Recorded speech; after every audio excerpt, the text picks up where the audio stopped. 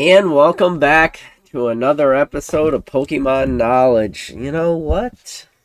I didn't think I normally would have to do this, but I feel like now is a new precedent has been set on this channel. New precedent has been set for me personally. I have to now give everybody a warning. Their warning is things that I say on this channel may trigger you. And oh my god, do they trigger people? Even people that shouldn't be triggered will get triggered.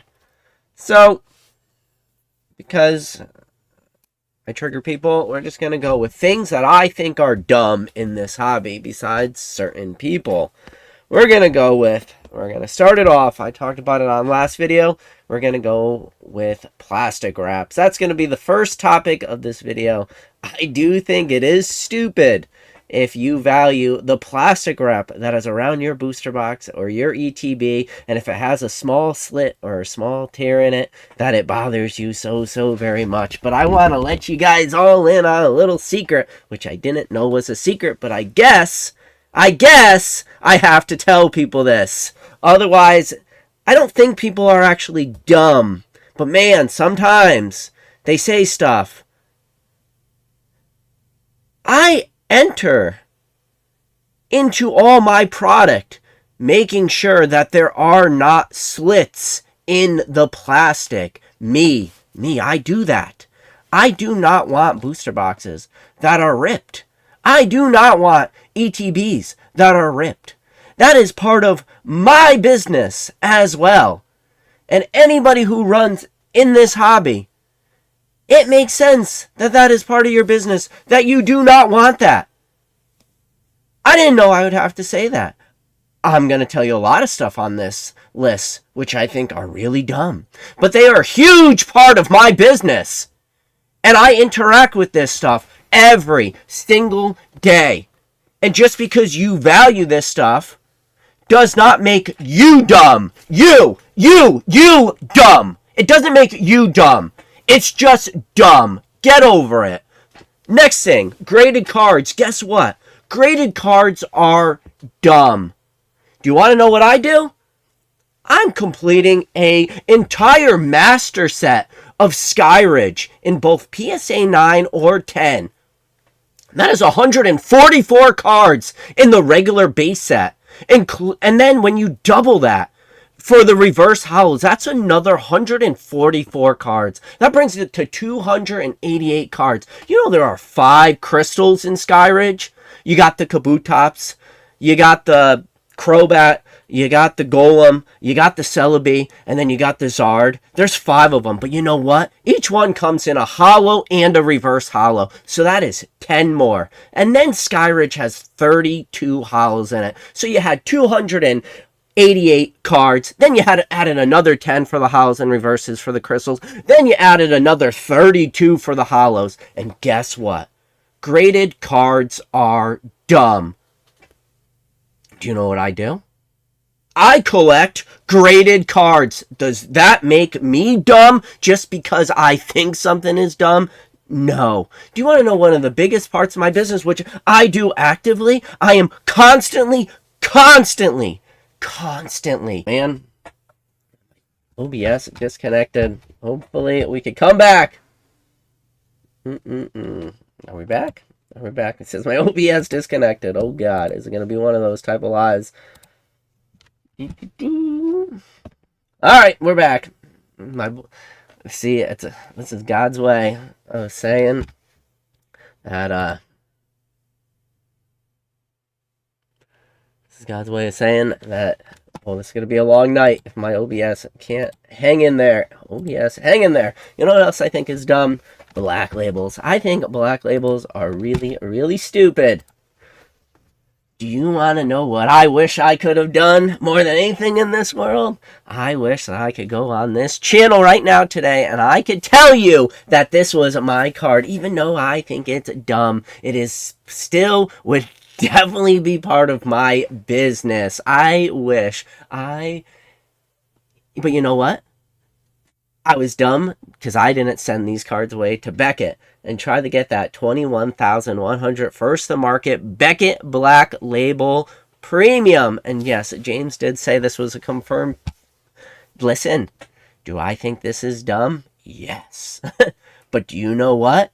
This exists. This is the market. This is the market we live in.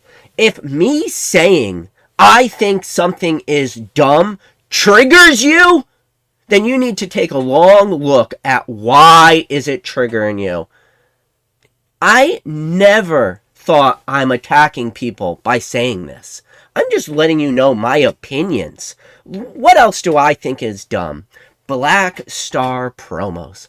I think the Black Star promo play is dumb. Why? Because they're all super readily available. They come out of every single product. Do you want to know what I do? Do you want to know? I grade and I buy Black Star promos. That is what I love to do.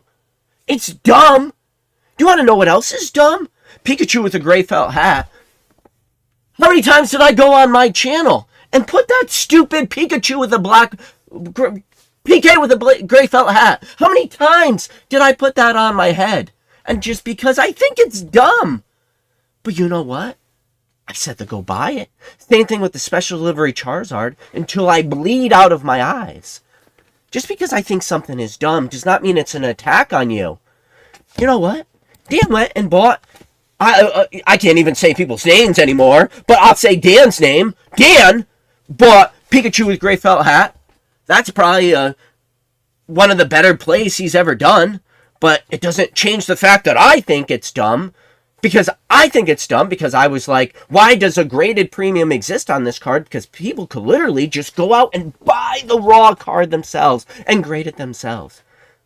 Just because I think that is dumb, because people don't do it themselves, doesn't make Dan dumb. It actually makes Dan really smart. The same way as if you have a plastic rip in your wrap and you don't buy the shitty ones that have no liquidity because they're not liquid, because people don't want to buy booster boxes. They don't want to buy ETBs that have a rip in it. Just because you're actually smart, that doesn't make you dumb.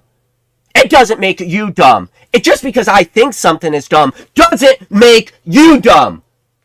There's some assholes that exist in this hobby. Tell you that much.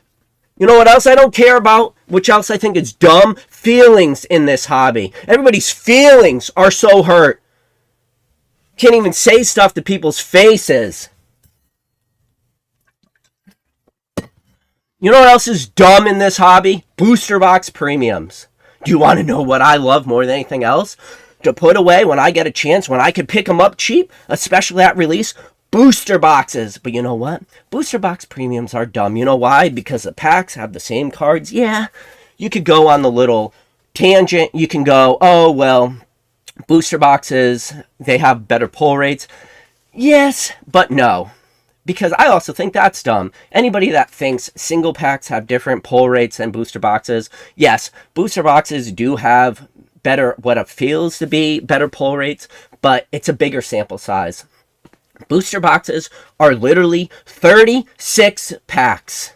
And if you open up a large enough sample size, the same way as TCG Player puts out their pull rates are not based off of booster boxes. Their pull rates are based off of loose packs. So when everybody quotes what the pull rate is of, say, an SIR or an individual IR, that pull rate data that people like to quote comes from all products, whether it's packs from collection boxes or ETBs or booster boxes or 3-pack blisters or booster bundles or you name it.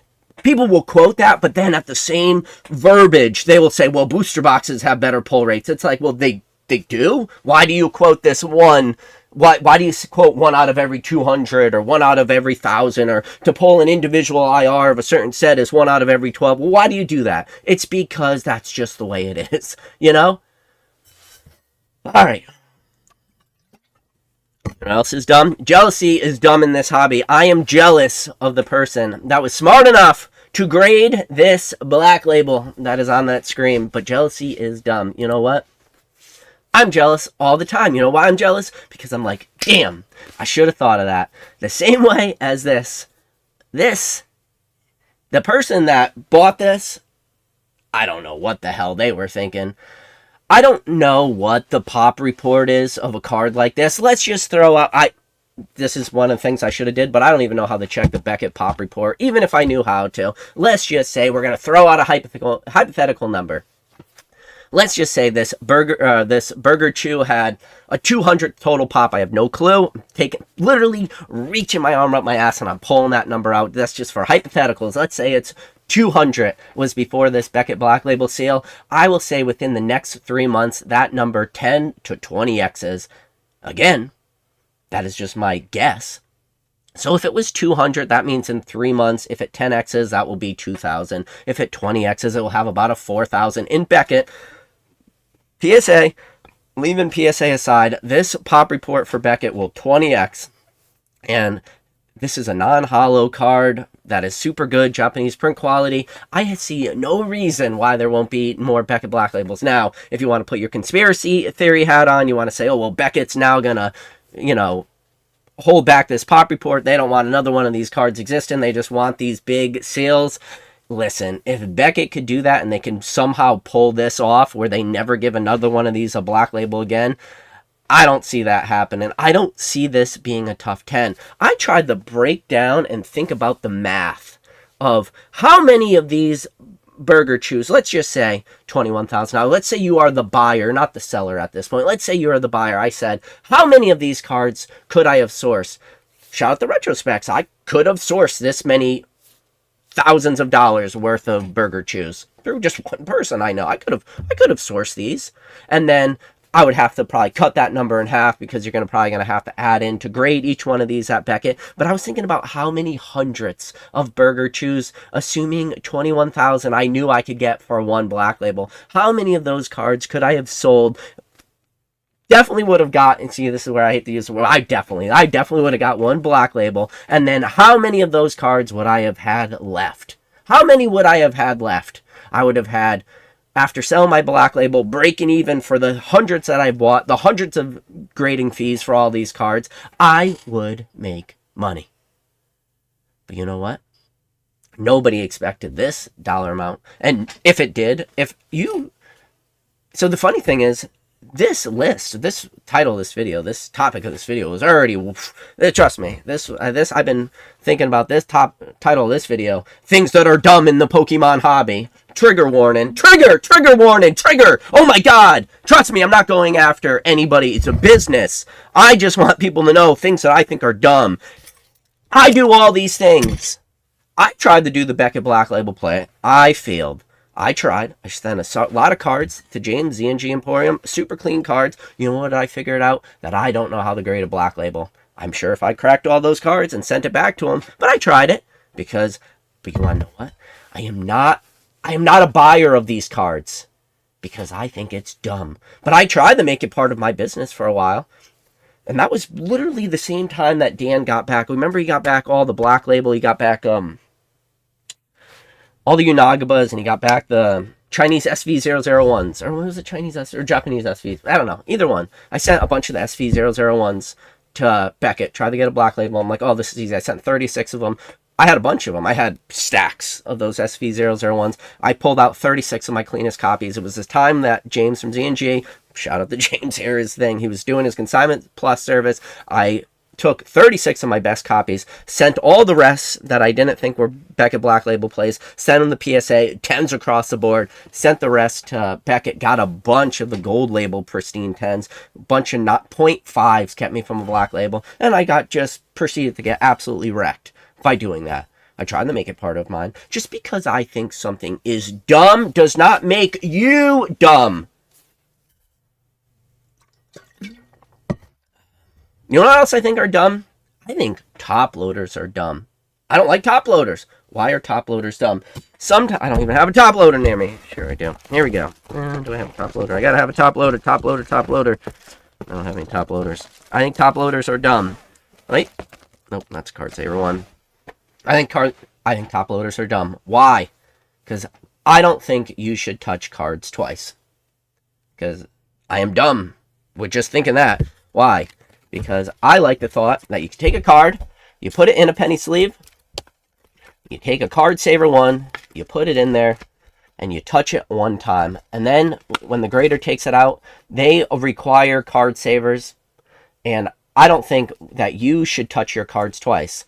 So when you're putting into a top loader, you put it in. Sometimes it doesn't go all the way in. You have to tap the bottom. You have to tap it in that way. Or if you're taking the card out of a top loader, sometimes you could do the wrist trick. The wrist trick is going to get your card to pop out like halfway. You're going to be able to easily pull that card out of the top loader. Other times, you do the wrist trick and that card flies across the room. If you think that the card has never flown across the room in the history of this hobby and that has never happened to one person one single time, you, sir, are in for a huge awakening. I don't like the thought of that. I think it's dumb. And then you know what else I think is dumb? The fact that if you can't do the wrist trick and you can't get the card to pop out of the top loader at all, then you have to go in and you have to pinch the card with your fingers and you have to pry with it a little bit more. You can't, with a card saver, when you put a card in, when you put your fingers in there, let's see, when you put your fingers in there, you could really get in there and you could apply even pressure to a lot of the card and you could easily pull that card in and out. And then where if you're with a top loader, again, you just got to go in and you pinch. I don't like top loaders because I think they're dumb, because that means if you want to grade that card, you have to touch it twice. I don't like the thought of touching cards twice. So I think top loaders are dumb. What else do I think is dumb? What else I think is dumb is people who buy near mint, but they want to buy gem mint. Near mint is not the same as gem mint. Gem mint is actually a condition qualifier that you have to pay somebody for, a third party's opinion, in order to get a card that is gem mint. When you buy a raw card that is titled as near mint has a big range. If you guys ever seen PSA 7, what does it say under PSA designation? NM. Do you want to know what that NM stand for? On a PSA 7, it stands for near mint. So that is another thing that I think is dumb. People that buy near mint cards, but they expect gem mint quality. I can't even give cards a gem mint quality contender if I wanted to, because it's literally higher than this cube. This is my condition cube. Doesn't even have a GM on it. GM would stand for gem mint. If I was that good, I would always get 100% 10 rates. Now, I get pretty good 10 rates, but even I don't get 100% 10 rates. So we sell all our cards as near mint. But I think it is dumb that people want to buy cards raw for gem mint contenders.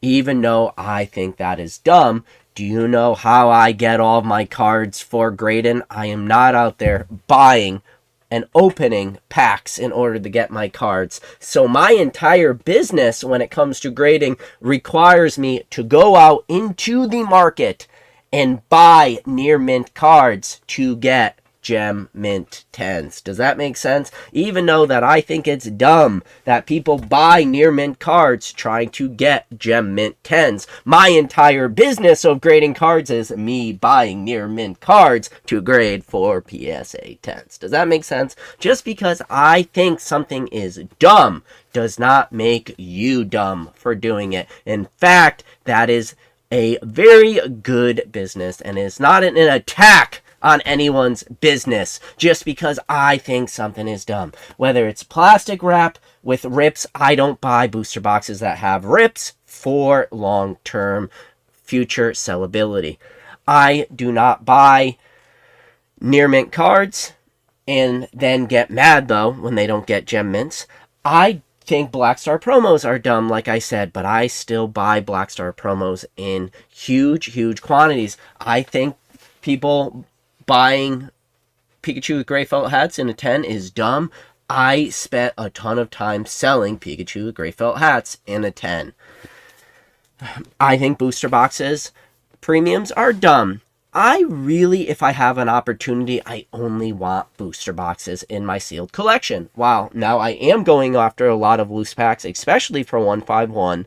I don't know how many times I got to say that on how many videos. That is my number one pack that I'm buying is 151 loose packs. That is a specialty set. You don't even have booster boxes, but I think the booster box premium is dumb.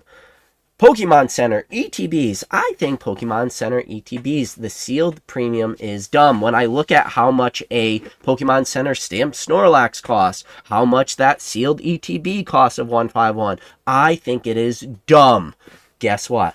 I have a sealed case of Pokemon Center ETBs in the grandma's basement. And do you want to know what I'm not doing with that case of Pokemon Center ETBs? I am not currently selling it into this crazy market. Even though I think that that premium is dumb. I am not selling that.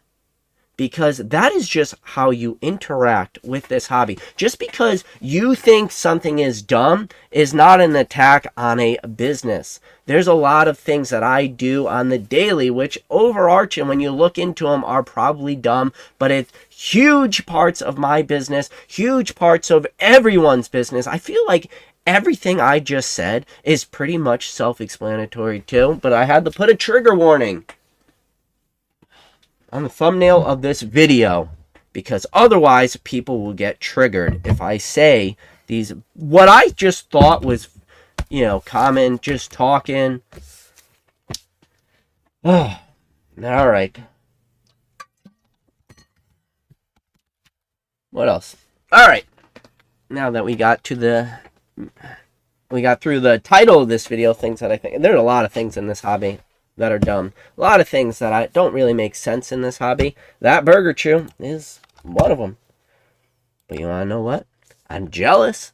I'm jelly. Capital J. Jelly. I am jelly. Spread me on some bread, add some peanut butter and jelly, and have yourself a delicious little sandwich right there. I am jelly of the person that was smart enough to grade this. I can only imagine what the premium the person thought they were going to get on this card versus what they actually did. How many cards have I sent to PSA? Listen, shout out to Ernesto. Shout out to the Spicy Boys. Ernesto graded a Black Label with just like a regular Charizard. Got a huge premium. Just because I think the Black Label premium is dumb. Man, I'm really thinking about it every day. Thinking about adding it to my business. Just because I think something is dumb does not make how somebody operates their business dumb. Everybody's entitled to their own opinions on everything.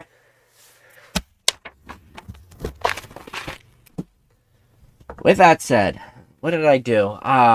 You know what? There's a sad little story I got to tell you. Once in a while, all good things come to an end. Do you want to know what came to an end? My streak of going live every single Thursday. I did it every single Thursday of 2025. I was live every single Thursday night of 2024. And I had never missed a single week of making content on YouTube in the last 5 years, since 2020. Never missed a single week. And then last week came, and last week went. I didn't make content. You know what? It's okay. All good things must come to an end. I had to make a decision. So last week, actually, on Thursday, I was in Oregon. I was in Oregon for a wedding. My wife was one of the bridesmaids. The actual wedding itself was on Thursday. I thought about, listen, with all that said, good things come to an end. I thought about going and making a quick little live just to keep the streak going. But my wife was having fun with her friends. And I was kind of I was on kid duty. We got 2 little kids, a 2-year-old and a 4-year-old. We flew across country with those little kids. That's a long flight. It's like a 5-hour flight there, 5-hour flight back, 10 hours on a plane in a short amount of time. Because it wasn't that long of a trip. Had to do what's best for my family, and that was just not make content that week. And you know what? You pay a lot of money to go on vacation, hotels and flights and rentals and you name it. And sometimes you just have to sit back and enjoy the trip. Enjoy it. So I enjoyed it. So unfortunately, it came to an end. But with that said, while I was there in Oregon, small world. I'm going to give you guys a small world story. So my friend that I visited, my wife was a bridesmaid for one of her best friends, and my wife sent her her veil from our wedding. And I send out 30,000 packages a year. My wife said, "Hey, can you ship out something to my friend?" I said, "Yeah, no problem. I ship out tons of packages, no big deal." I'm like, "Just give me your address." My wife writes down her address, puts it down on the grandma's desk right here in the basement, and the address said Tigard, Oregon. I had to double check it, triple check it, look at it. I said, "Wait, what?" I said, "I don't know. Okay, maybe I know Portland, minus Portland. Like, I can't. If you had a gun to my head right now, it's like, PK, name 5 cities in Oregon. I probably wouldn't be able to do it." And I'm like, Tigard, Oregon. I'm like, no way. I'm like, what is the chances? If you guys don't know why Tigard, Oregon matters, is, well, that's where the former PWCC vault, the now Fanatics Collect vault, is located in Tigard, Oregon. So I just went on the Google Maps. I typed in her address. I typed in the vault address, and it was like it's like a rock skip and a jump away from the person's house. And I was like, all right, well, now I got to do everything. I need a tour of the Fanatics Collect vault. I was there, so I reached out. I'm sure you guys could all guess who I reached out to. Was able to line up a tour of the Fanatics Collect Vault. So on Friday, I went to the Fanatics Collect Vault, and I got a cool little tour. Shout out to the guy Tony. The guy Tony was super nice. If you guys actually aren't familiar with the Fanatics Collect Vault, if you type into YouTube, it's like a minute and 30-second video. But if you type in, because keep in mind it used to be PWCC, if you type in PWCC time-lapse video, you could actually watch a time-lapse image of the vault being built. And they literally built this giant vault with these big, huge concrete walls and like this giant-ass bank door. Like this, I think the guy told me it was like a 6,000 or 7,000 pound bank door. It was like, this thing is industrial grade bank, big metal door, like industrial grade, like huge vault door. And they built this gigantic vault, and then they literally built the rest of the building around the vault. So they built the vault first in the middle, and then everything else was built around it.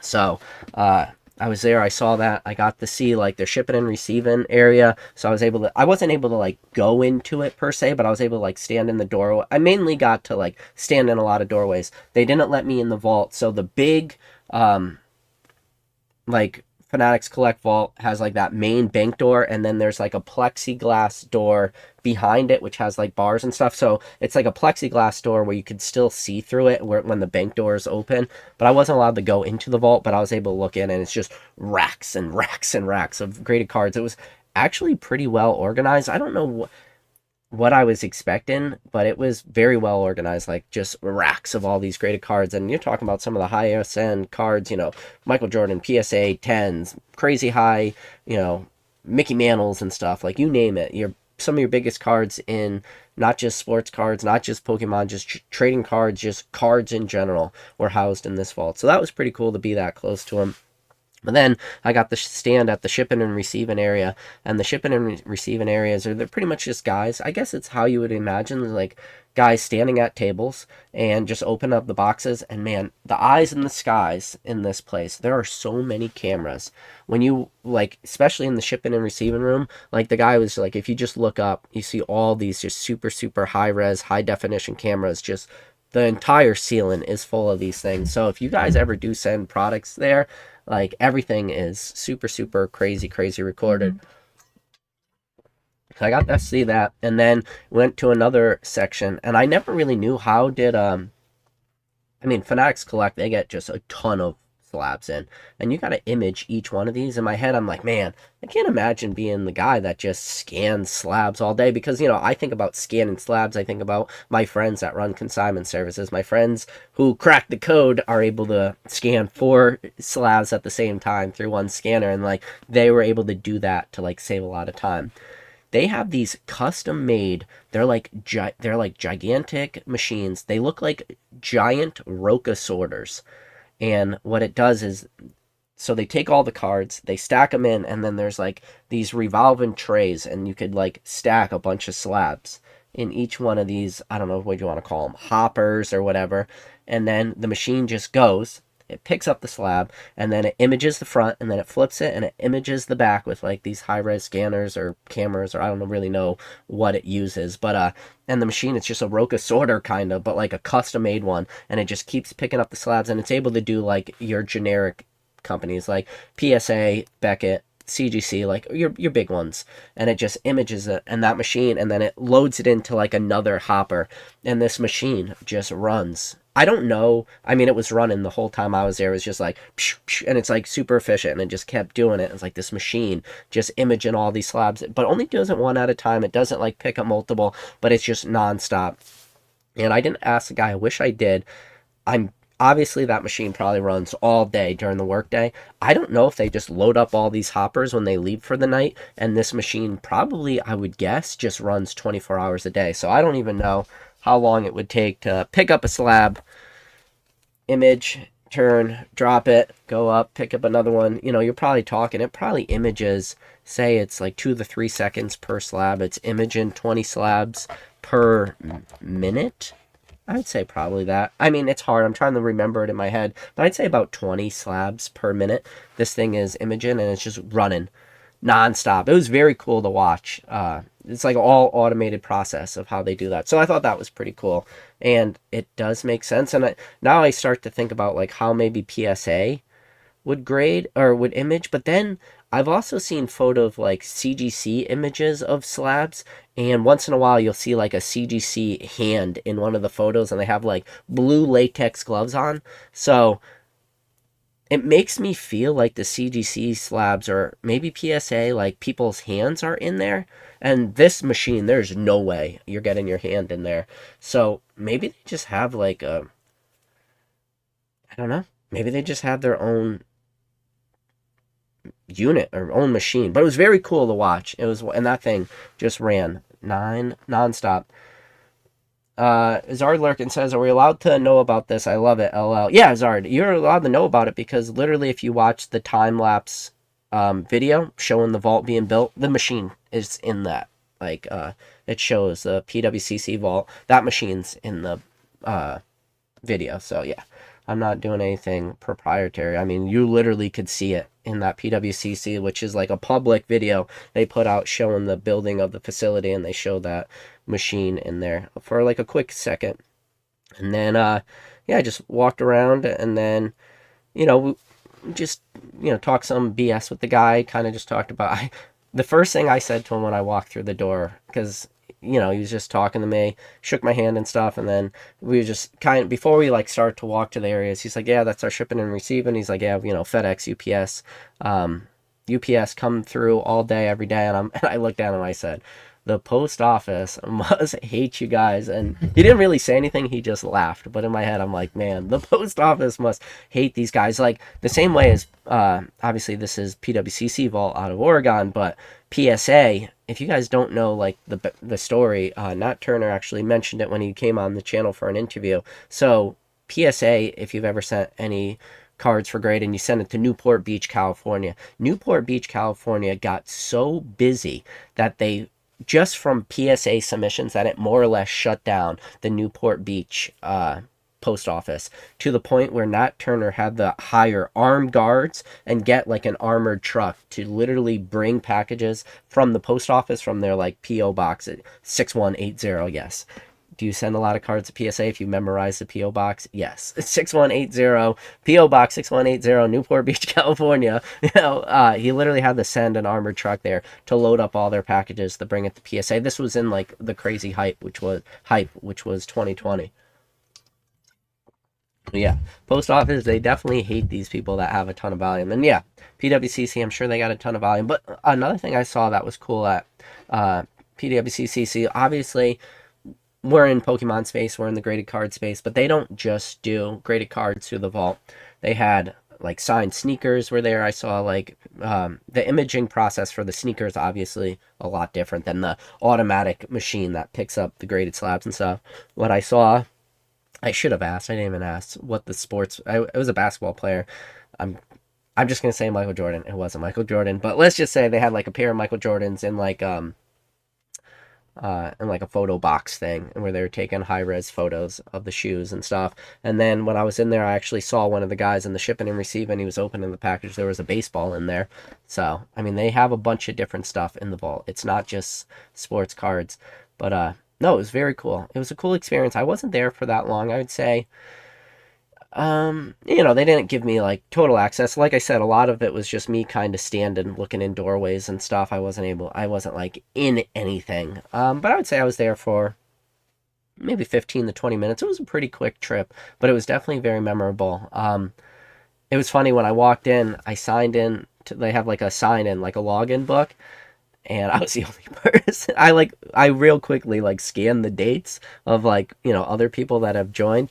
I didn't look at the names. I should have. I was too busy looking at the dates. They don't get a lot of visitors, so you can tell that it was definitely something that I don't take for granted. It was something that I definitely know was like a nice little privilege to be able to have that tour. Because like I said, I looked at that login book and there was no names. I was literally the only person for the day. I think there was like one person for the previous day, and I doubt all those people were there getting tours. So yeah, so shout out to Dan. I'll just say Dan's name. Dan was the one that I was able to message Dan. Dan reached out to his Fanatics Collect rep. Obviously, you guys don't know, you guys can sign cards through Fanatics Collect with Dan. If you guys have ever logged on to Fanatics Collect, if you look on like the left-hand tab, you could sort by like Pokemon football. There's actually like a little tab that shows Catch 'em all collectibles. If you click on that little section, you could see all his cards for the week. And if you guys ever want to, consign cards through Fanatics Collect, you can always reach out to Dan. So yeah, huge shout out to Dan for putting me in contact with his Fanatics Collect rep and making that possible. Unfortunately, his Collect rep wasn't there. I would love to, in the future, if we could somehow get back out there and do like a rip from, maybe not in the vault, but like at the Fanatics Collect vault. I think that would be something super, super cool to be able to do in the future. And listen, forever's a long time with a lot of this stuff. So if one day in the future we were able to do that, that would be something very, very cool. It was, one of those really cool moments. So I get to check Fanatics Collect Vault off of my list of places I would like to go. I know, shout out to Rattle Pokemon. I know Rattle did get offered a CGC tour. I don't know why Rattle's never tried to take that. Oh, wait, now I know Rattle. Rattle, now I know why, because they won't answer your messages anymore. But Rattle did get offered a CGC tour. I would like a tour of like a grading facility, whether it's CGC, whether it's PSA, whether it's Beckett. What do you think Beckett's? I feel like if you walked into Beckett, it would just be like this giant building, all these boxes, and there's like one guy at a computer, and you just like yell across this giant warehouse. You're like, "Hey!" and you just hear the echo, and the guy looks up from his computer. He's like, "Hey!" I'm like, "Hey, anybody else work here?" And he's like, "No, it's just me." I'm like, "Oh, where's the shipping and receiving?" He's like, "Oh, that's me." I'm like, "Where's the grader?" He's like, "Yeah, that's me." "Where's the guy that does all the encapsulation for the cards?" "Oh yeah, that's me too." I feel like that would be what the Beckett experience would be like. Hold on one second, chat.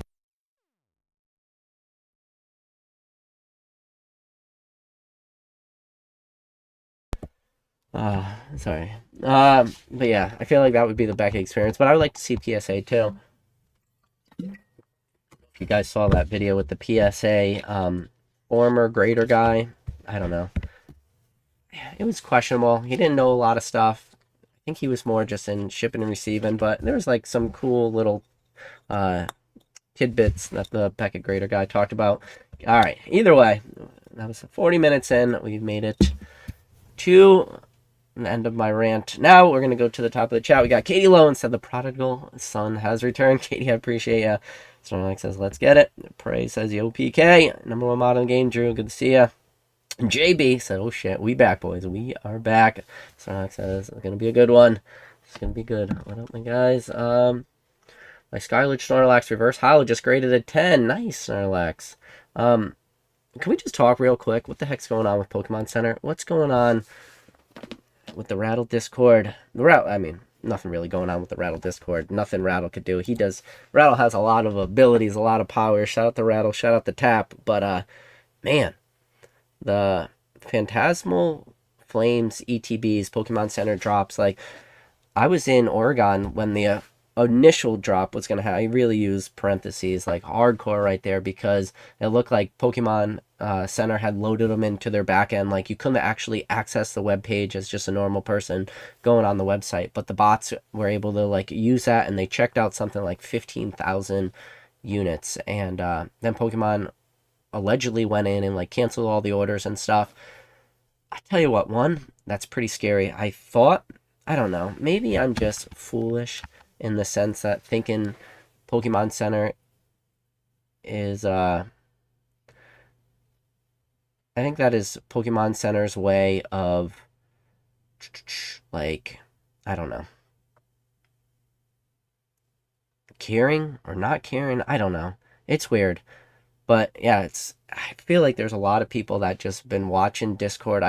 If you told me that there was 0 people that have gotten in trouble because of looking at Pokemon Center at work, I feel like I would tell you no. That is definitely not true. There's definitely some people out there that have gotten in trouble looking at Pokemon Center at work, because I think people are everybody waiting for Phantasmal Flames to just drop. And seeing the amount of people that are in the Rattle Discord in that like Discord drop chat, I mean, it's just hundreds of people just sitting there waiting for the drops. I'll tell you right now, this hobby is, it's not slowing down. This Phantasmal Flame set is not slowing down. Now we're going to get a Mega Ray. What's Pokemon doing? Why do they keep pumping? I mean, I get it.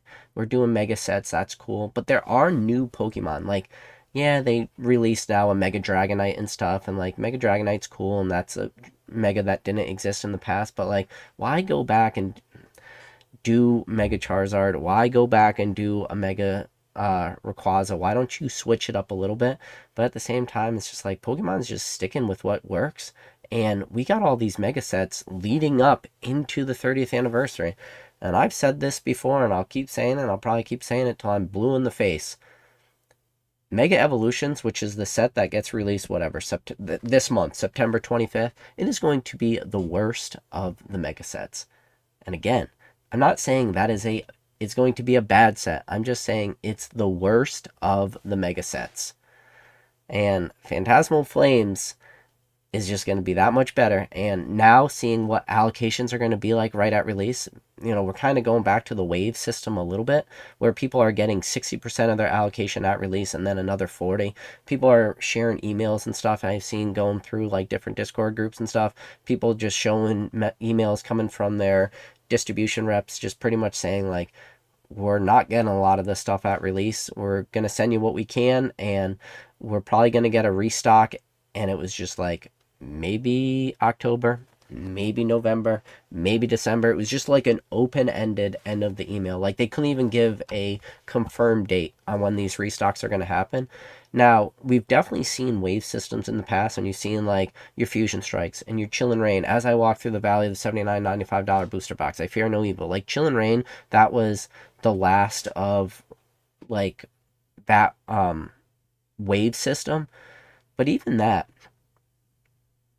it was not the same type of allocations. Like, people are getting their allocation numbers, and then they're getting 60% of a very small number.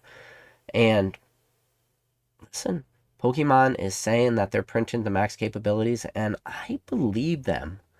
I do believe Pokemon. When they say they're printing the max capabilities, I think they are. I think the problem is just whatever max capabilities is right now with this market is just not enough. I mean, when I was in Oregon, I went to a couple grocery stores and I checked. I saw my first ever Pokemon vending machine. It was exactly what you thought it was going to be, sold out. There was no line. There was nobody there sitting waiting, but everything was completely sold out of the vending machine. I went to a couple card stores too while I was in Oregon. I always like, if I go into a card show, I always try to, or card store, I always try to, show a little support for local LGSs and stuff. So I bought stuff out of each store, but no product. I went to like one Walmart, couple grocery stores, a couple random places, no product. So it doesn't matter where you are in the country. There's no product in Oregon. There's no product where I am. There's no product where a lot of you guys are from. And it's like, yes, I believe Pokemon is printed to max capabilities. But man, this stuff is just getting eaten up. And then you get the Costco mini tin drops. And then you got these Costco drops. It's like, it's big box retailer bust. PokemonCenter.com has a couple small restocks here and there. The Arceus figure box dropped the other day. Arceus figure box usually, historically, has Cosmic Eclipse. And I know there was a variant that didn't have Cosmic Eclipse. I don't know if this one is going to. But then there was some V-Star boxes, some other stuff, like once in a while. But it doesn't, none of it was new product. It all just seemed like Pokemon was literally flushing out old stock, like old stock of Arceus boxes and old stocks of Clevor V-Star boxes, stuff like that they probably just had lying around their factory and said, okay, time to move this old inventory, because a lot of that is Sword and Shield packs. And it's just like PokemonCenter.com isn't getting product, and your Walmarts and Targets aren't. And then you got like, the problem is too is people say, well, PK, rip and ship doesn't really matter per se. Maybe people don't say that. I feel like maybe people all agree that rip and ship is a huge issue with why a lot of this product is getting evaporated. I'm personally one person. Between Fanatics Live for the channel, I think we're already up to like 120,000 packs ripped. 120,000 packs. That's a lot of packs, no matter how you put it. But we're not the biggest, rip and shipper out there. We're a big one, but not the biggest one out there. And then you look at some of these big guys and what they're able to move. And then usually what the deciding force was how, like, the big guys, the P Football Pete's of the world, when the P Football Pete's of the world are able to drop their prices, super, super low, they're going to dictate the market because they're going to have the largest supply. And in order for the market price to go up, their supply has to be eaten up first. So let's say they drop booster boxes at $105, which some people out there are going to be like, $105, never in the history of this hobby. Okay, listen, let's just $105 booster boxes, and then people can't really make money at that. Those people can, and then it takes up their entire supply to be eaten up. And then you could go to the people selling at 107, 110, 115, 120, 125, all the way to you would get to MSRP of 143, or with modern booster boxes, the new MSRP as well, like 161 or whatever and change. It would take a long time to get there because everyone with allocation, everyone with distribution, all their supplies would have to get eaten up at different price points. And that took a long time. That situation isn't really happening right now. And I think a lot of the reason is because, well, P Football Pete, a lot of his product, while he is one of the largest eBay sellers, and he is probably still to this day maybe the lowest on the market. I don't even really know. I don't follow his prices that much anymore. But a lot of his product is moving directly to rip and shippers. Like P Football Pete, he's in the rip and ship game. Whether it's on his eBay Live, he's got that. There was the whole going twice thing with P Football Pete and going twice. There's like a lot of added new avenues where his product now started going. So where all that product would normally have gone to the end consumer or potential end consumer, that person buying from the lowest on the market, now that product that would have went to those people has been removed from the market, has just been taken away. So now it goes to the person that could do 120,000 packs. It could go to another person that, like a Going Twice, which Going Twice does more than that between all their platforms and all their, revenue streams and whatever Going Twice is doing, and it's like, oh, well, if just little old PK here could do 120,000 packs, assuming those all came out of booster boxes, that's 3,333. When you go back and you look at old P Football Pete listings and you look at quantities of booster boxes sold, they're like 3,000 booster boxes sold. So it's almost as if his entire allocations that used to go out to the mass public has now all been going to all these all this different streams of rip and shippers. A lot of that product has moved out of the market, and it's, people will say, well, why? It's just ease. It's easier for these people with big distribution counts. It's like, let me ask you, what, and I mean this, what would you rather do? Would you rather have BP? Let's just say we're gonna put you in P Football Pete, Mr. Scott. We're gonna put you in Scott's shoes right now. You're Scott right now. You're wearing Scott's shoes. Scott, would you rather send out one booster box to 2,500 different people and potentially have to deal with eBay chargeback scams, people telling you that this product is tampered with, tell you that this product is resealed with, I'll tell you the answer to that is no. Because I went and I met Scott and I walked into where he was selling stuff. I walked in, I introduced myself, I shook his hand, and the thing that I wasn't there for that long, but the thing that we talked about most is at the time, Rapidash V boxes were the new thing. And he had a Rapidash V box on his desk, and he had a Rayquaza V build-in battle box. Or not build-in battle, just Rayquaza V battle deck. Like, one of those decks that doesn't have packs in it. It's literally just a V box. It's for your 60 card deck to learn how to play the game. And the thing that he was most upset about that day was because he got a Rapidash V-Box returned because the buyer, said it was resealed. And then he got that Rayquaza V deck box thing back because the person said that was resealed. There's not even packs in that. It's a pre-constructed Rayquaza V deck. And that was what he was most mad about. And he was mother effing him. He's like, oh, this is stupid. He's like, and he goes, look around. And just like that, like he puts his arms out and you look around.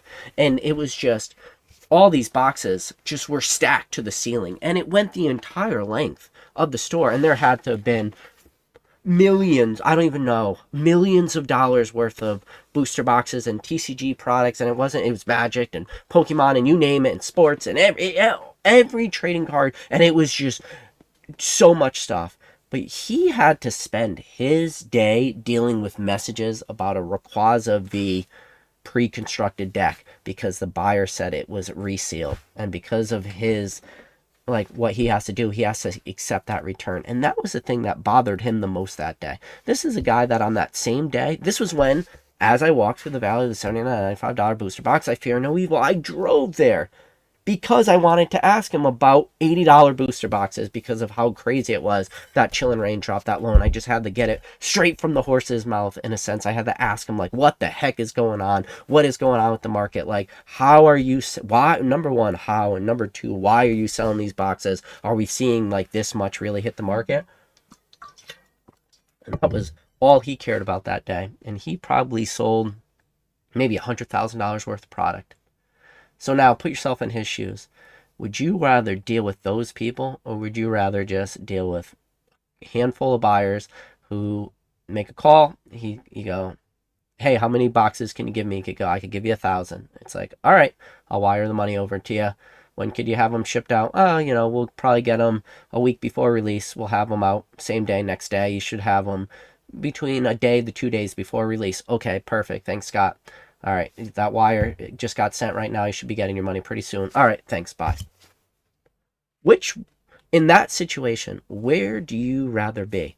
Would you rather be the guy shipping out 2,500 product to 2,500 random people, or just doing that one phone call going, wire transfers in? Yep, all right, thanks, click, bye. I'll call you next set release. Cool, bye. So because that exists, because those avenues exist, now, do avenues like that exist forever where you can just pick up your phone and sell 1,000 boxes or 1,000 cases or whatever instantly? How long does that phone call last? It doesn't matter. I don't think that phone call could last into foreverness, into perpetuity, into whatever. But as of right now, today, that phone call is possible. And it's possible with a lot of people. So it's just this ease of selling products. So because those avenues exist for these guys, they don't want to deal with the onesie, twosies, and the dealing with the returns and dealing with shipping out 2,500 items.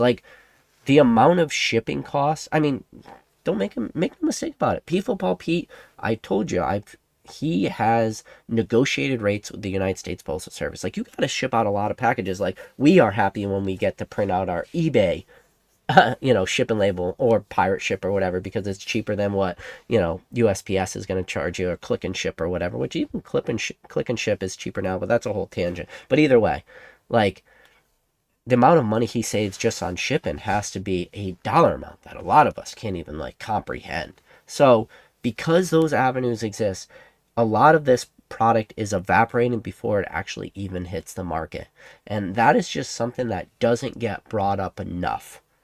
And because that happens, it now allows this ecosystem to happen where supply is almost in a way artificially being curbed because it's artificially being held back and never reaching the end consumer in the normal channels that it normally would, if that makes sense.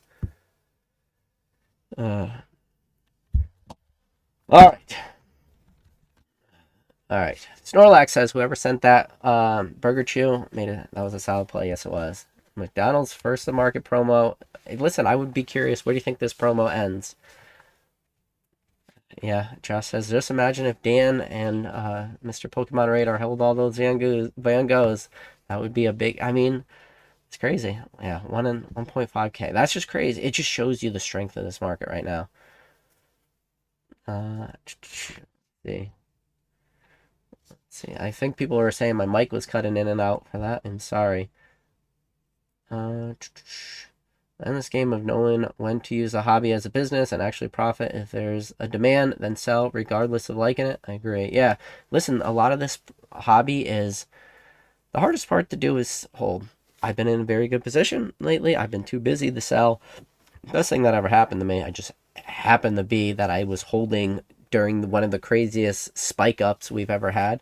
But we needed some product for just a mega stream. Dan called me up out of the blue, and I decided to sell a whole case of Fusion Strike booster boxes. I had an extra case. It was one that was already opened. When Pokemon Center shipped me, it was the Shadow.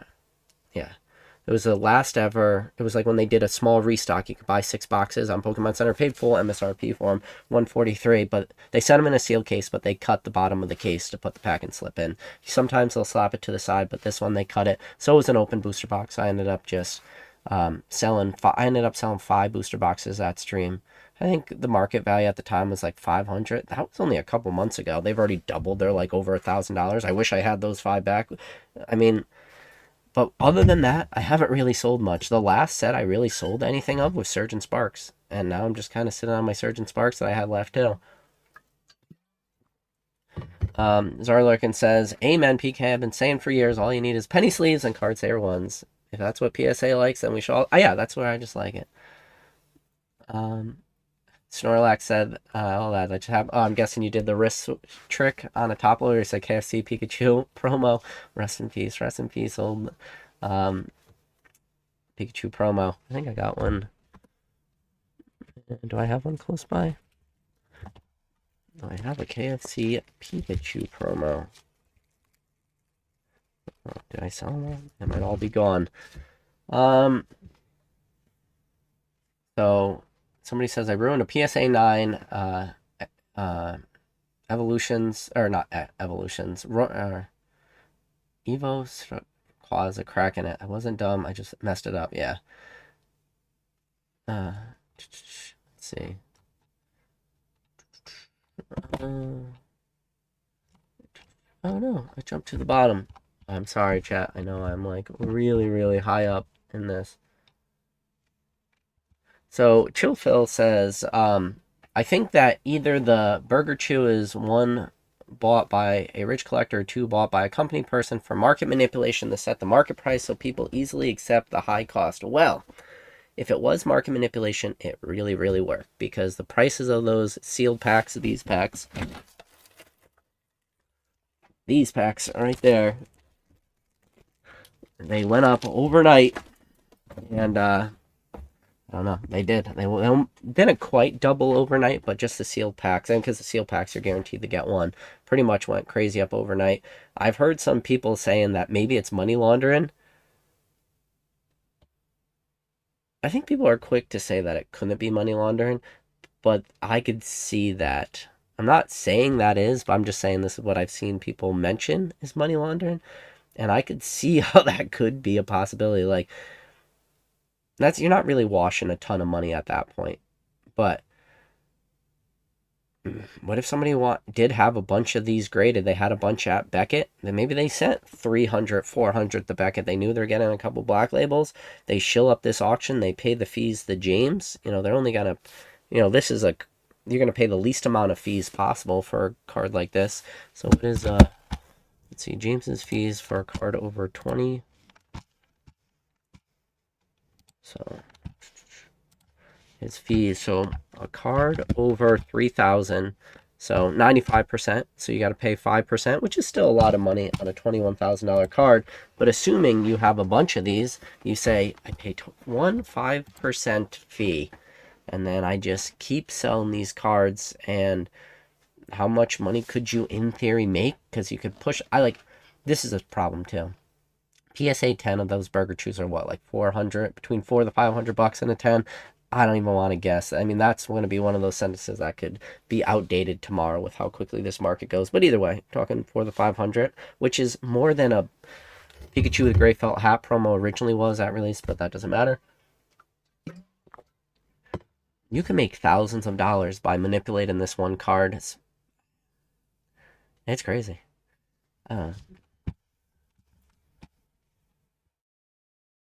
Mr. Mime says, PK, have you checked in on the team up check lane blisters? Dude, it's crazy. The Pikachu, I think it's this one right here.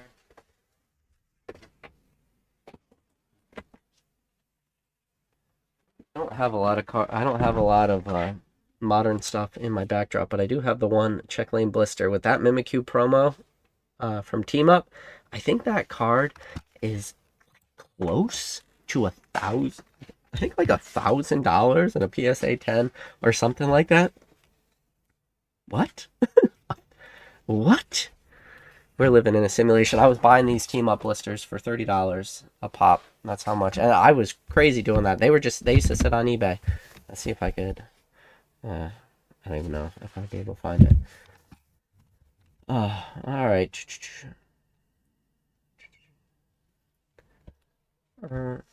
So Pikachu says he's calling it Phantasmal 500 bucks at a release. I'm calling it. You know what? I don't know about 500 at release, but it's going to be expensive. And you can't slow down all right, I've talked about this before. So Destined Rivals was the most successful modern booster box at release in the history of this hobby. And then Mega Evolutions, I went on record and as I said, I think Mega Evolutions will be the most successful modern booster box at release in the history of this hobby, which will literally have beaten the previous one, Destined Rivals. And then after Mega Evolutions, I too believe Pikachu, even though it is a smaller set, Phantasmal Flames will be the most successful modern booster box at release. That trend of the most successful, meaning the best ever, that can't keep happening into perpetuity, because if you know how like compounding works and stuff, like you can't have sets just compounding one after, because that means you remove yourself like 2-3 years from now, we're going to have booster boxes releasing at $4,000 at release. So like eventually that trend has to stop. But right now it just looks so hard to see that stop. Like Destined Rivals most successful, that's going to be outpassed by Mega Evolutions. Phantasmal Flames is going to be better than Mega Evolutions. And it's like, when will be the set that stops? Where I think the trap will be for a lot of people is they'll see a booster box will get released at eventually down the line at like 190. And then as sickening as it is for me to say in my heart, because I know somebody will say these words, somebody will one day in the future refer to 190 or 180, or would you say MSRP? A booster box eventually will release secondary market prices at 160 a booster box. And peak, bet your ass there will be a person out there that will describe that as a crash. People have no clue what a crash looks like, but like it feels, this is where your feelings come in. I just feel that just feels so far away. Does that make sense? Like MSRP feels far away right now with the craziness, which is this hobby. So I don't know. All right. So Cardboard says, Yo PK, the move, in my opinion, seems to be the buy in the Sword and Shield boxes right now, seeing at some of them as basically the same price as the most recent Scarlet Violet sets that have released. Thoughts? Thanks. Cardboard, honestly, everything's a good buy right now. If you don't think it's got it, I'll rephrase it. Everything's a good buy except for the sets that you think probably will get reprints. Your highest upside, though. All right, so this is a double-edged sword. every single thing is a buy that you don't think is going to get a reprint. But at the same time, I think your highest upside risk is sets that have the ability to be reprinted but end up not getting one. Does that make sense?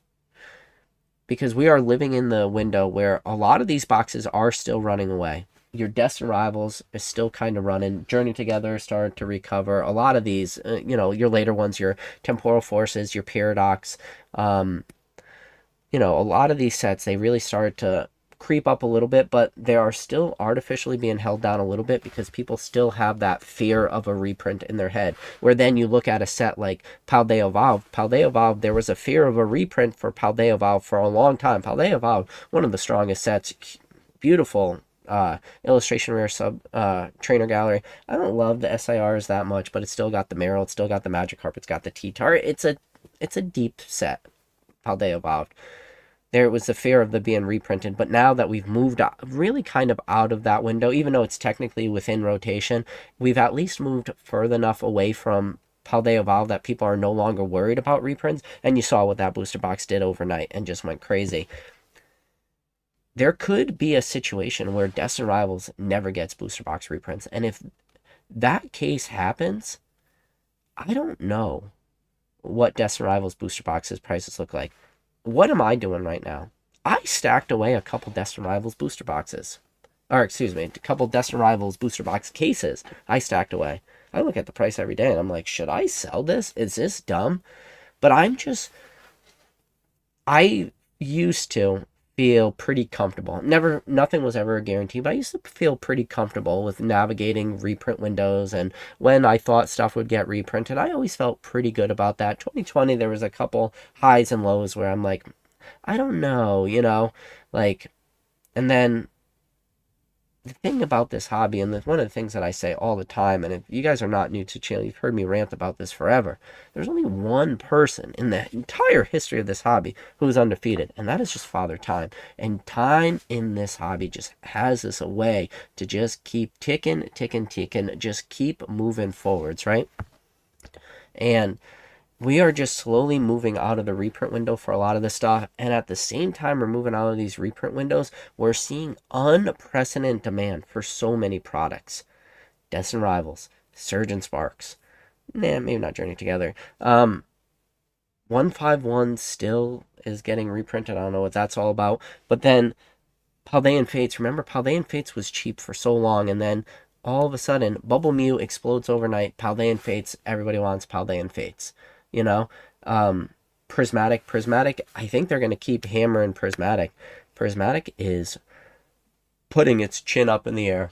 Prismatic is very similar in a sense to how Hidden Fates was. Hidden Fates got pummeled.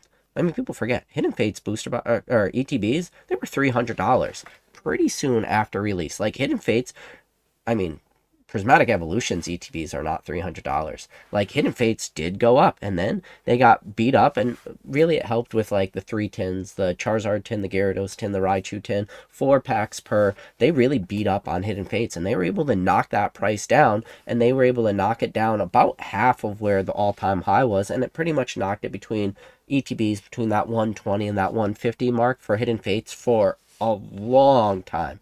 Hidden Fates, when you talk about stagnation of money, Hidden Fates is arguably one of the best sets. All right, to be honest, the next set is the best set. But at the time, this is the meme, right? This is the meme of Pokemon. The next set is the best set. Well, at the time, Hidden Fates was the best set ever. Kanto vibes, big Charizard chase, Bird Trio, big, you got a Greninja full art shiny in there. There was, a lot of cool cards in Hidden Fates, and was going to stand the test as one of the best sets of all time. And then during that, while that is still and people would agree, even while during that huge period of stagnation, people would still have called it one of the best sets ever. But within the time that Hidden Fates booster box stayed stagnant, if you had buried all your money into those boxes at 150, you would have lost out on so many different opportunities, so many different plays throughout the hobby. And if you were turning and burning like many of us were during that timeline, you would have lost out on crazy, crazy, crazy gains just by holding literally one of the best sets of all time. And now, this goes back to where Father Time is undefeated. Father Time, with all that just said, Father Time just says, hold my beer. And Father Time just said, all right, time's up. Hidden Fates, your turn to run. And then we watched as, like, almost in this hobby, sometimes things happen so fast, it feels like somebody just hit a light switch. It's like Stained Glass Bird Trio promo, crazy expensive. Hidden Fates ETBs, crazy expensive. The Jesse and James Full Art, a bulk card forever. All of a sudden, hit a light switch. Jesse and James Full Art, one of the best full art trainers in the entire Sword and Shield, or Sun and Moon block. Things just happen, but when they happen fast. And yeah, listen, if you guys go back, one of the jokes I was made on the channel is there's only one hold on,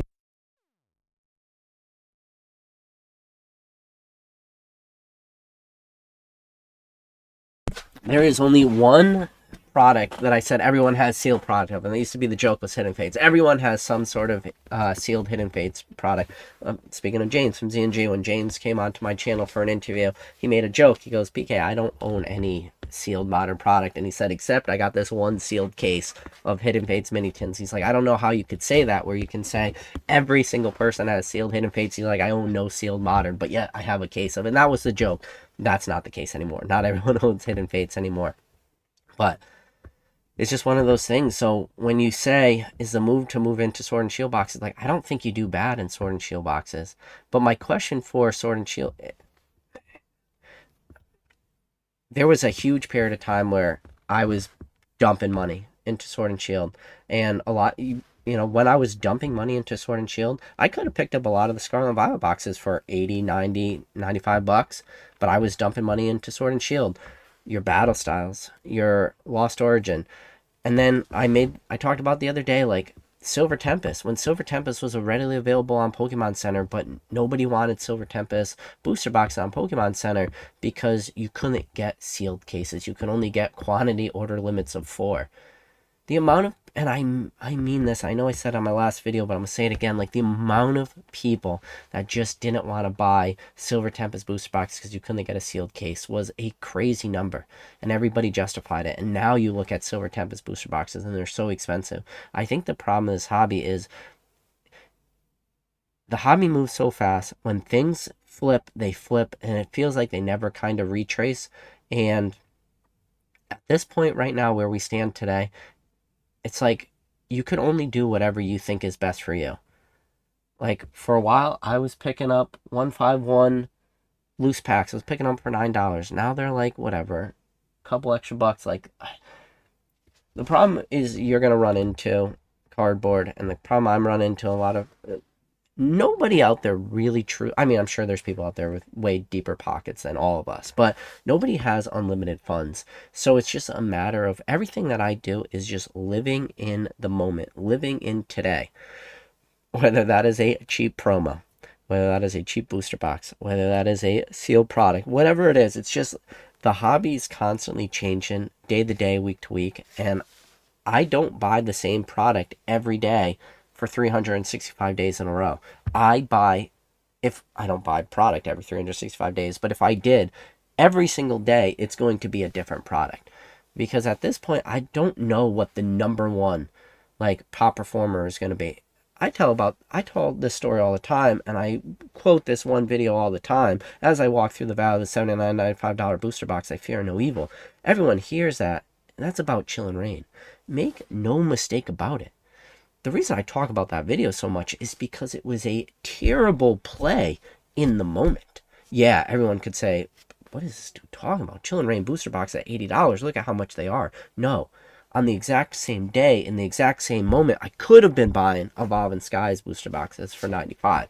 But instead, I decided to save myself $15 per box by buying Chillin' Rain opposed to Evolving Skies. So yes, time has been favorable to me.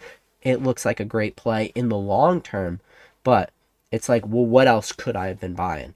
And why did I buy Chillin' Rain? Because in my head, I said I thought Chillin' Rain was, 1, undervalued, because when you look at the set, and I thought Chilling Reign wasn't going to get any more reprints. I thought that that was Chilling Reign's last reprint, where Evolving Skies was still newer-ish, which it wasn't even that much newer. It's literally just Chilling Reign, Fusion Strike, Evolving Skies, or whatever. It's like it wasn't even that much older. But like in my head, I'm like, Evolving Skies has more potentials for later print, like more later reprints of this set. Like that was my thought process in the time. So I'm like, I think Chilling Reign is done with reprints. I'll buy Chilling Reign. I'll wait on Evolving Skies.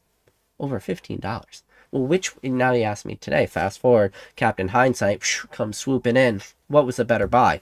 Well, it would have been Evolving Skies, but you don't know. So a lot of this hobby is just buying stuff in the moment. It's like whatever you're feeling. A lot of this, unfortunately, is just gut feeling on a lot of this stuff.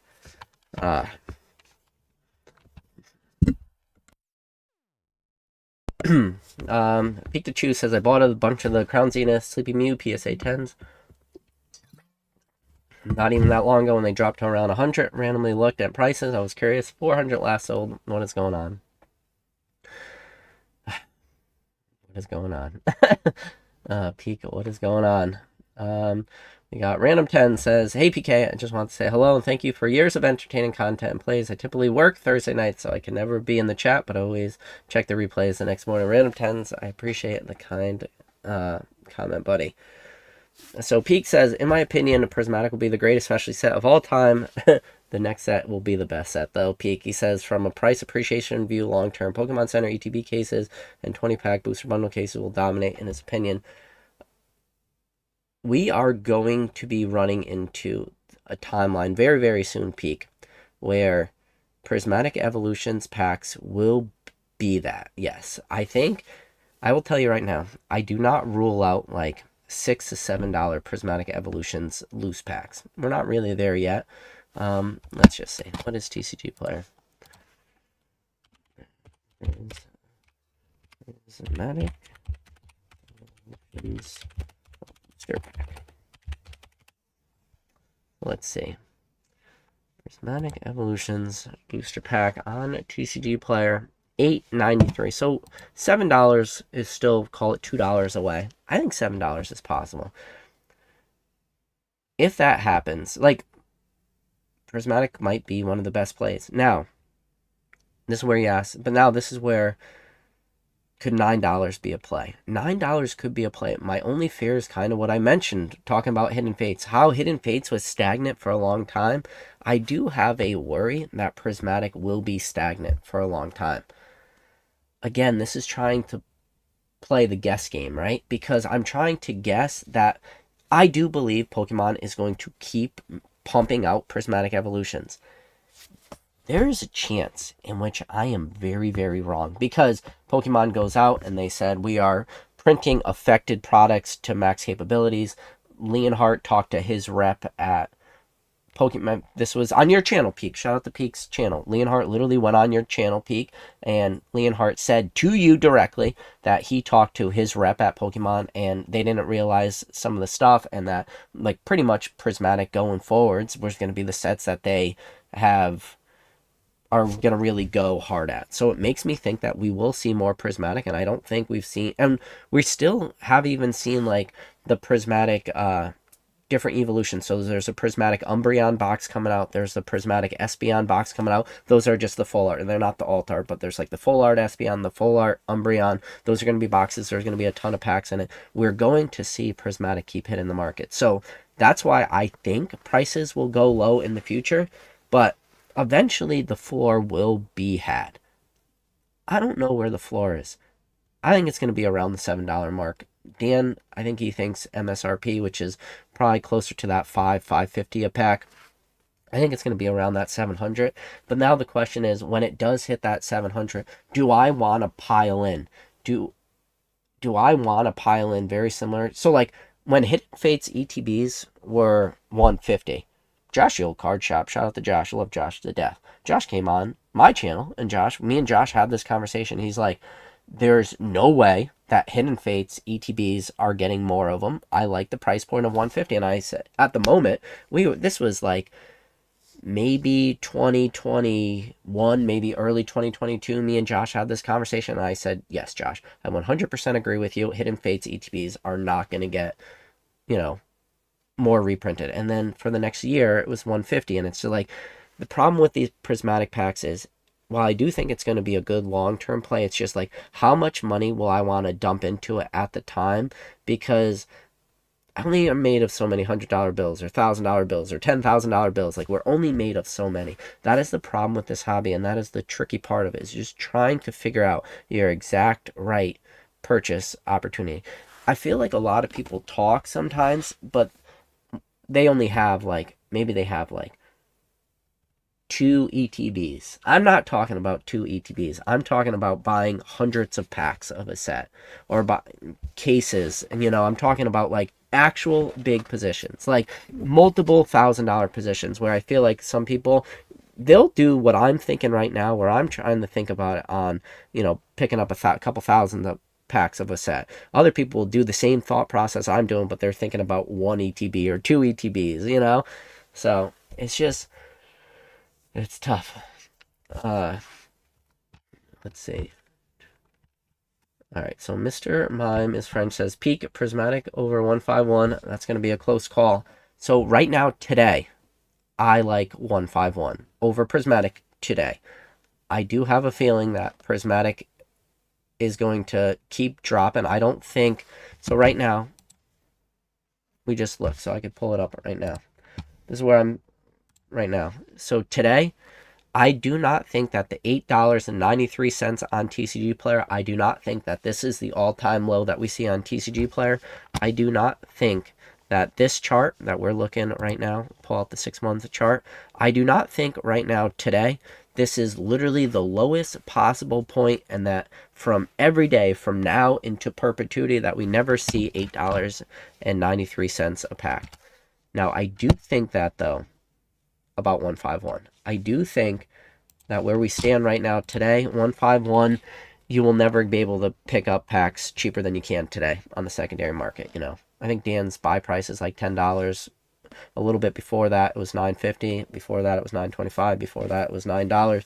Keeps creeping up. I think 151, your lowest opportunity going into the future is right now today. I think there's no moment that you could get it cheaper than today. I don't feel like that for prismatic. Now, I do believe that there will come a moment where 151 is going to gap up on us crazy. It's going to go from $10 buy price to 15 to 20, and then it's going to be 25. And I think the amount of time it takes 151 to gap up to 25 will be relatively fast.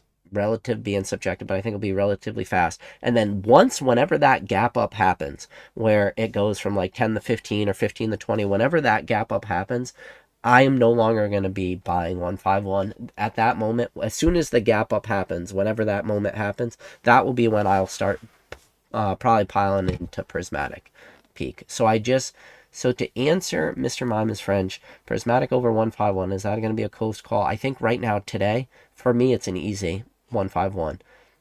As soon as 151 gaps, I think it's bury into prismatic. Now, let's pull ourselves out. So now we talked about gaps up. We talked about when to buy.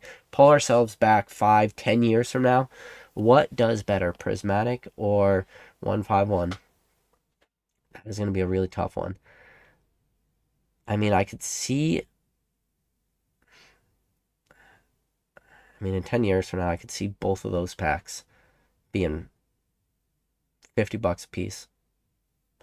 Easily. Which is crazy to think, because that's a 5x. That's 151 going to $50 a pack in the next 5 years. That's crazy. I mean, but now the problem is how much more prismatic do we see? Like, just because I could see a prismatic scenario, which in 5-10 years, it's $50, it's like, what's going to be the long-term winner? I don't know.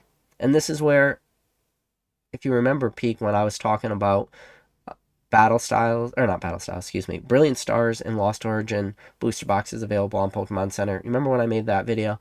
And I would go on, and every day they were still available. And every day I'd tell people, I'd be like, I personally like Brilliant Stars. And people aren't going to like to hear this answer. People would say, well, which one should I buy? And my answer was, you should buy both. And the same way as I personally like 151, my answer when it comes to Prismatic and 151, and it's a cop out, but my answer is buy both. The same way it was buy both for Brilliant Stars and Lost Origin, it's the same way with buy both for 151 and Prismatic. And I don't really, unfortunately, have like a more nuanced take than that, than just buy both. And people are going to be like, that's just a cop out, PK. But it's just like, that is where we are. Just buy both. Like, buy 151 today. Once it gaps up, start buying Prismatic.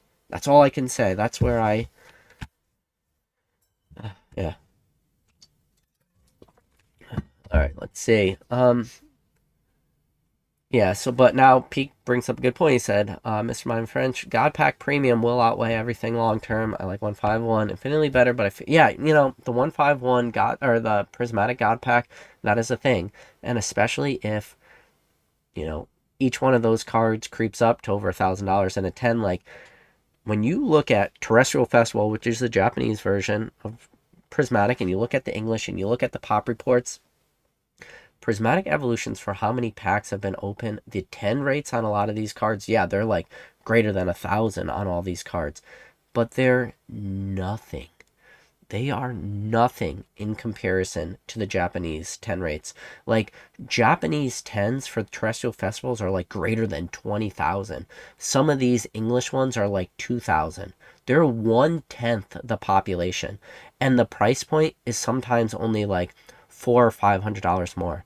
So you'll have like, I wish I knew prices of prismatic packs or prismatic hits off the top of my head, but like arbitrarily, let's just say an SIR Vaporeon is 2,000. The English counterpart isn't like that much more, in the sense where it's weird. We're gonna all right. So not only with prismatic are we gonna run into an opportunity, I think, in the near future where prismatic packs are gonna become a buy. I think prismatic hits are gonna be a buy. And I think we are probably closer to that moment right now today than further away. Like, if somebody were, and this is where we're in dangerous territory. If somebody were to come up to me today and say, you know what, PK, I bought every evolution from Prismatic Evolutions in a PSA Gem Mint 10. I bought them today and at current market price. Do you hate that buy? I would say no. I don't hate that buy. That is a scary, I mean, that's just scary, right? And it goes back to things that are dumb in this hobby. Me thinking that that is not a bad buy. But, like, I can see where somebody could, especially if, like, they didn't have more of a short-term flip in mind spec. If they had, like, more of a long-term thing, they're like, this is something I want to hold on to 5 or 10 years because I like evolutions and I think that today's a good buy opportunity. I'd say, you know what, today's as good as any.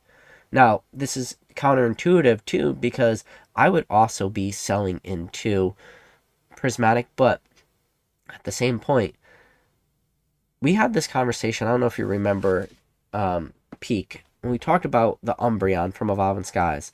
One of the things that kept getting brought up, shout out to Basic Trainer. Basic Trainer was waiting for his buy-in, and I said the basic then, and that was when, I want to say the Umbreon was about 250 raw. It had creeped up to like 600 or 700, and we had this meme where Basic Trainer was tracking every single Moonbreon sale, and it was like $600-700. And I said to him, I said, I pull the Moonbreon and I grade it in a 10. I said, Basic, you know I'm not selling into the market. And Basic Trainer said, oh, me neither, PK. He's like, I'm holding on to this. And then we were like, well, what if it hits like a thought? Yeah, it's like, I'm not holding on. I'm not selling it. And like, even today, if I were to have pulled that Moonbreon, which I didn't, I would probably be holding on to it today. There's just, and like, maybe that's a fool's dream, right? Maybe that's like the carrot at the end of the stick. Maybe that is the worry of this hobby, or maybe that is the best part, is just the confidence, the consumer confidence in this hobby is so strong. And I've really, really pulled back from a lot of product and a lot of buying opportunities. I've really moved out of the day-to-day. Like, I don't care about the day-to-day so much. Maybe that's because I have such a big backstock of stuff that is already appreciated. But every day I look at stuff. I got a lot of Sword and Shield cases. Lost Origin. Yeah, I do have some Battle Styles. Brilliant. Why do I keep saying Battle Styles instead of Brilliant Stars? But Brilliant Stars, Fusion Strike, and I look at all this stuff every day. Evolving Skies. And if you guys go back and you could watch, or some of you guys might remember, when Evolving Skies packs were $15 a pack, I said, I think they're a buy. And I said to him, everybody at that moment, I said, I'll tell you what I'm doing with my Evolving Skies. I'm not selling it. I'm holding on to it. And I haven't sold any of my Evolving Skies. I've sold 2 booster boxes in the past, which is crazy when you think about, like, one of the booster boxes I sold for 400. I sold it at Charlotte Collecticon a couple years back. It was in my table. I had a post-it note on it, 430. People walked by. It was brand new, case fresh, super clean. People walked past that thing all weekend long, Saturday, Sunday. Nobody wanted it. It was priced too high, 430. I priced it over market. And then last day I didn't want to come home with it, so I took another post-it note out, wrote 400, slapped it on, I sold it. That booster box sat in my case all weekend because it was priced only like a couple bucks higher at 430. Nobody wanted it until I slapped a 400 price tag on it. So besides that, I haven't sold any of my Evolving Skies. And it's like, why? Well, maybe the same reason that I didn't really sell any of my team up either. And it's like, it's this fool's thought, right? Of just, by holding this team up pack, I will get rewarded. That's a Cosmic Eclipse booster box that I put back there because I put a sealed booster box. I didn't want to put a lot of booster boxes back there, but I put a sealed Cosmic Eclipse booster box back there because it was my favorite modern set. I haven't been in this section of the grandma's basement for too long. I used to be in the grandma's living room, used to record all my videos. This hasn't existed that much. When I put that Cosmic Eclipse booster box up, there was like 180 bucks, 200 bucks, something like that. It was not expensive. It was like maybe a $200 booster box. When I put it up there because it's my favorite modern set. What is a Cosmic Eclipse sealed booster box right now? It's like, what is going on?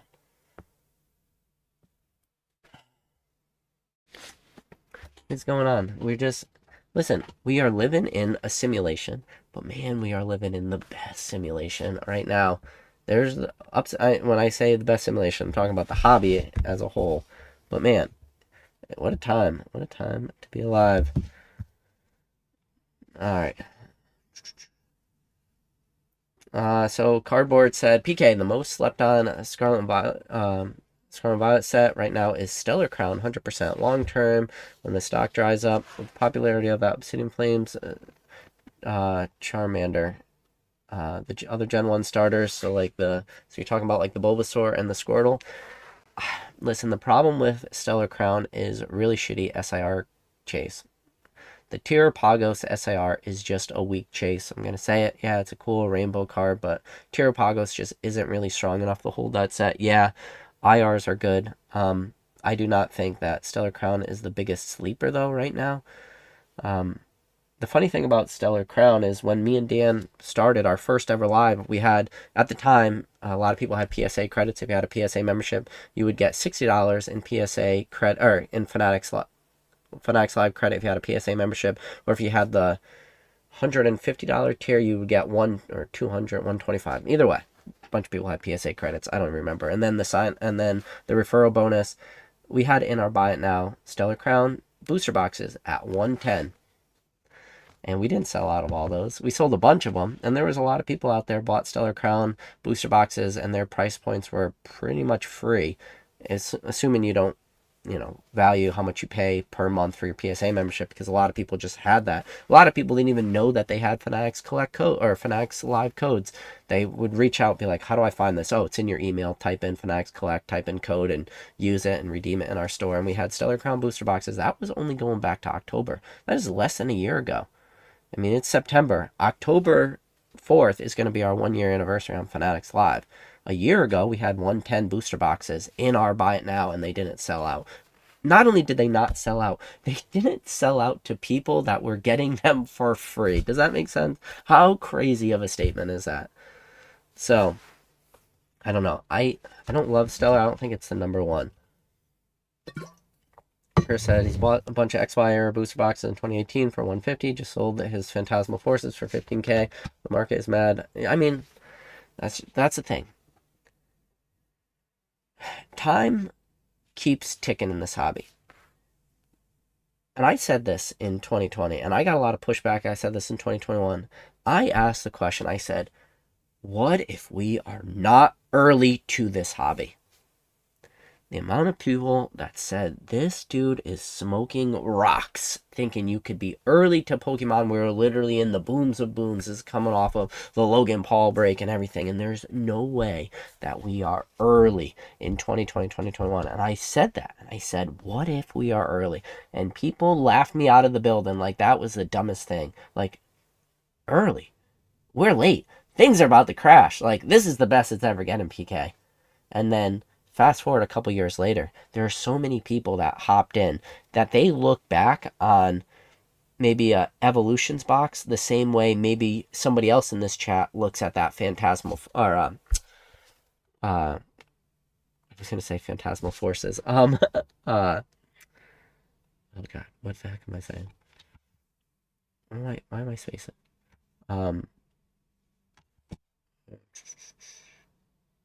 Either way, they're looking back at some Phantom Forces, or your Phantom Forces, or your Flashfire. Like, they're looking back at these earlier XY base. So we'll go right to the beginning. They're looking back at these older XY sets, and the same way as maybe when you hopped in 2020, Flashfire seemed forever ago because you just weren't around. Now you have people hopping in today. And when I was saying, what if we were early in 2021, and in 2021 you had August 27th, 2021, Evolving Skies came out. That might be the same way that people entering today, how you felt about XY Flashfire in 2021. Like, it seems like it was so long ago. Or the person that entered during XY, and then how far back like a Hollum's Phantom booster box felt. Or, you know what I'm saying? Like, as that timeline keeps moving, people, they don't remember those moments. Like, they don't remember walking into stores and having Evolving Skies on the shelves. Like, the thought of that, the premise of that is just so foreign to them. And I ask the same question today. Are we still early today? In September of 2025, are we going to look back 5 years from now and the hobby is just going to go even that much crazier? And then people are going to look back on, you mentioned Stellar Crown, are they going to look back on Stellar Crown the same way as somebody today maybe looks back on Steam Siege? And it's like, Steam Siege or Crimson Invasion, two of the worst performance sets. Steam Siege obviously was XY11, so you got Steam Siege, then Evolutions was XY12, or you got Crimson Invasion.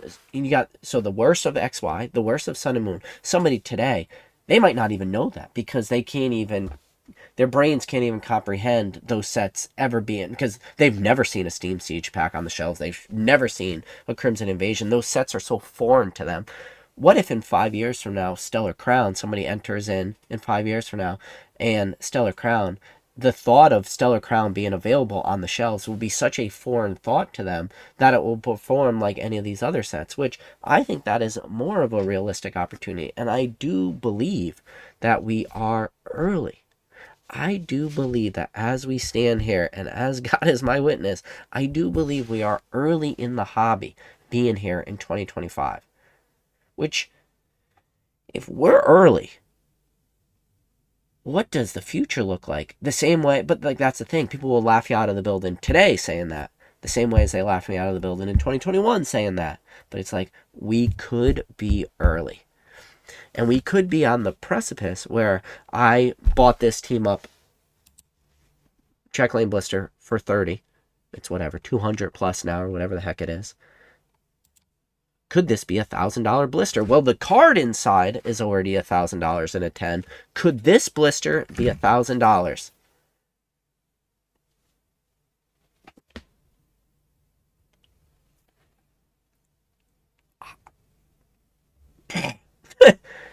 Sure, anything's possible. It's like, why? Well, because like, what's the chase? Well, one, Team Up is deep. Team Up has a lot of good tag team cards in it.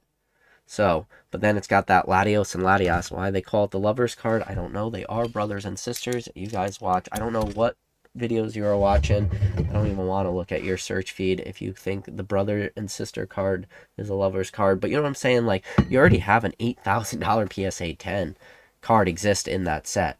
And then you go back to someone, it's like, well, tell me what are some sets that cost $1,000 for a sleeve blister. It's like, well, if you had a sleeve blister of Skyridge, you could be looking at 1,600 for a sleeve blister. Maybe 2,000. Actually, a sleeve blisters would be rare. Let's just say loose packs of Skyrid, 1,600. Hollow Phantoms, Deoxys. Like, let's say you had a Deoxys sleeve blister. Deoxys, there's not a lot of cards in Deoxys, but there's 3 gold stars. The Latios, the Latios, the brother, sister, lover cards, whatever, you guys are weird. Gold stars. But then, obviously, the gold star Rayquaza's in there. But removing those, there's not a lot of good EXs in there. Like, it's such a weak set in relative to where the big hits are. Team Up doesn't really run into a Deoxys situation, but then you're going to say, well, Deoxys was just so much underprinted than Team Up. They're not a good one-to-one comparison. It's like, they're not, but if you were to go around and just walk a Collecticon floor and you said to somebody and you were like, tell me all the hits in Deoxys, it would be a lot harder to find the person that would be able to find you all the hits in Deoxys versus if you went up to some random person on the floor and said, tell me about some of the hits from Team Up. They'd be like, oh, Team Up, Latios, Gengar, Mimikyu, and they would just be able to rifle off all these cards, and then you'd be like, wow. But this blister is not 1,000, but a Deoxys one is. So the question is, what is and what isn't possible? And the problem is right now where we stand today is it feels, and this is where feelings come back in, it feels as if every single thing is possible. And like, that is just the moment we're living in today. Blue said he just got his PSA grades today. Mega Lucario 10 and a Mega Chompy Boy and a 10. Nice. Yeah, so Blue Water says he bought Dollar General Team Up 2-pack mini blisters for $325 in 2021. Sold 2 last week for $400 Team Up for the win. Yeah, I've been saying it. Modern is the new vintage. Here we are. See, that's not true. Modern is the new vintage. Vintage is the vintage. Modern is... Listen, I say this, I make this joke all the time. Every set before Black Bolt and White Flare is vintage at this point. Like, the hobby just moves so fast, and like, it's a meme of this channel that I say everything except for the newest set is vintage, but it feels like that. We are just moving. But that's the thing, like, people want to have this, like, vintage is vintage, modern is modern, but there's just a combination. It's like, vintage is doing good. Vintage is doing really good, actually. Vintage is doing preposterously good. Modern is doing really good. It's doing preposterously good right now. Like, both things. And that's the thing with this hobby right now, too, is the amount of wins, the amount of W's are just... It's so many wins across the board. Like, everybody's winning in this hobby. Like, no matter what you did, you are winning. It's crazy. How long can this last? I don't know. But you know what? I also don't want to come on my channel every single week for the next couple years and say the same stupid line. How long does this last? I've been saying this now for months. How long is this going to last? But all I could tell you, I don't know how long it's going to last. All I could do is I could tell you, what am I doing? I am still buying. I'm buying every single day. Can't stop. Won't stop. All right. As always, I do appreciate each and every one of you guys. Please, everybody out there, be happy, be healthy, be safe. My name is PK. I will catch you guys all sometime next week. Listen, forever's a long time.